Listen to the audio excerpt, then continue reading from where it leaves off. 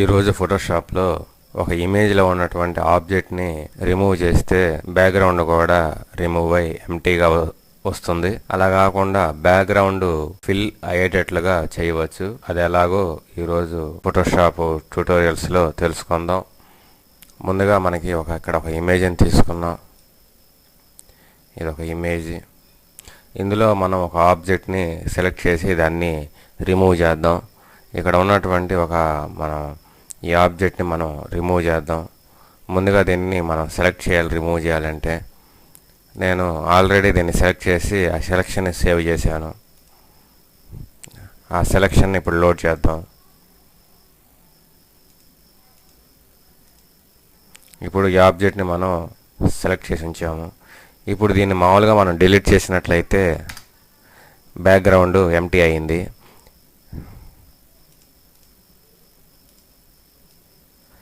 Background ఎంటీగా వచ్చింది. అలా కాకుండా ఈ బ్యాక్గ్రౌండ్ మనం ఆబ్జెక్ట్ని రిమూవ్ చేసినప్పటికీ బ్యాక్గ్రౌండ్ ఎలా ఉందో అదే విధంగా మనకి బ్యాక్గ్రౌండ్తో ఫిల్ అయిపోయి ఉన్నట్లుగా మనం చేయవచ్చు.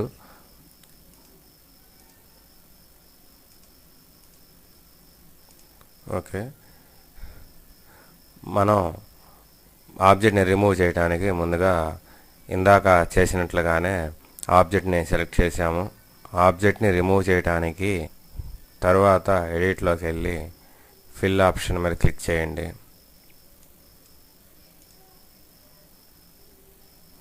ఇక్కడ యూజ్లో కాంటెంట్ ఎవేర్ మీద క్లిక్ చేయండి. ఇప్పుడు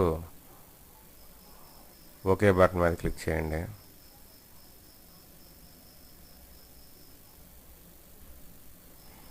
గమనించండి, ఇక్కడ మనకి ఆబ్జెక్ట్ అయితే రిమూవ్ అయింది, కానీ బ్యాక్గ్రౌండ్ మాత్రం ఫిల్ అయ్యి ఎంటీగా కాకుండా బ్యాక్గ్రౌండ్ అలాగే ఉన్నట్లుగా వచ్చింది.